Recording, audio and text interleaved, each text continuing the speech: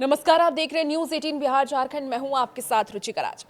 बिहार का विधानसभा चुनाव संपन्न हो चुका और रिजल्ट भी सामने आ गया है। एनडीए की बम्पर जीत हुई है, लेकिन आपको बता दें कि इस बार के जो थर्ड फैक्टर रहे जन स्वराज ने आरजेडी को बहुत ज्यादा नुकसान पहुंचाया है।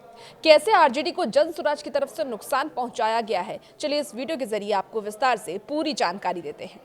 देखिए, 2025 में जन स्वराज पार्टी ने भले ही कोई सीट ना जीती हो, लेकिन उसका प्रभाव कई प्रमुख निर्वाचन क्षेत्रों में स्पष्ट रूप से देखने को मिला।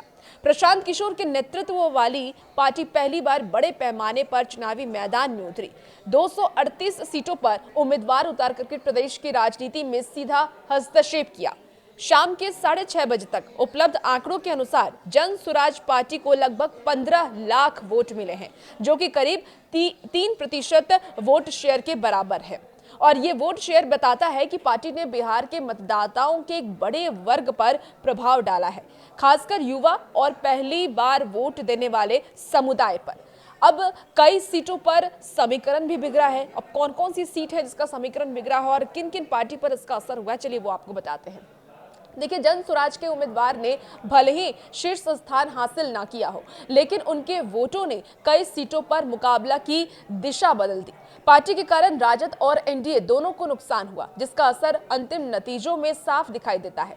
जन स्वराज की वजह से कहां-कहां नुकसान हुआ है वो आपको बताएं तो बता दें आपको कि चेरिया बरियारपुर में जन स्वराज के मजबूत प्रदर्शन के कारण राजद उम्मीदवार सुशील कुमार पीछे रह गए और जेडीयू को अप्रत्याशित जीत मिली।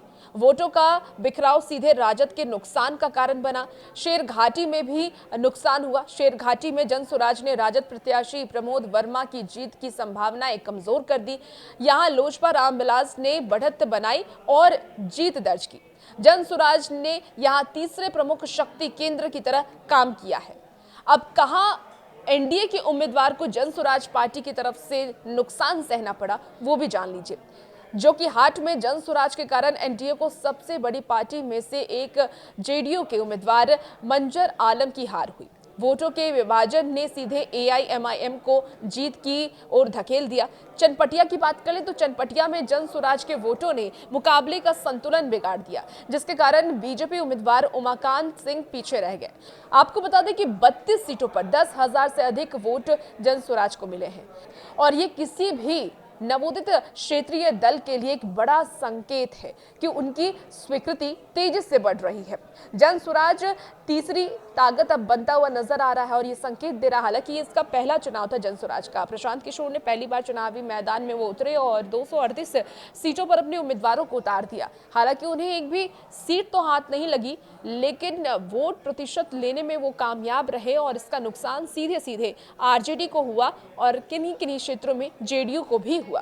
देखिए, 15 लाख से अधिक वोटों और दर्जनों सीटों पर प्रभाव ने यह साफ कर दिया है कि जन स्वराज आने वाले वर्षों में बिहार की राजनीति में मजबूत स्थान बनाने की दिशा में आगे बढ़ रहे हैं। राजनीतिक जानकारों का यह भी कहना है कि यदि यह वोट शेयर जारी रहता है तो जन स्वराज भविष्य में किंग मेकर या निर्णायक तीसरी शक्ति के रूप में उभर सकते हैं। आपका इस पर क्या कुछ मानना है, कमेंट बॉक्स में जरूर बताइएगा और भी ऐसी वीडियोस के लिए आप बने रहिए न्यूज 18 बिहार झारखंड के साथ।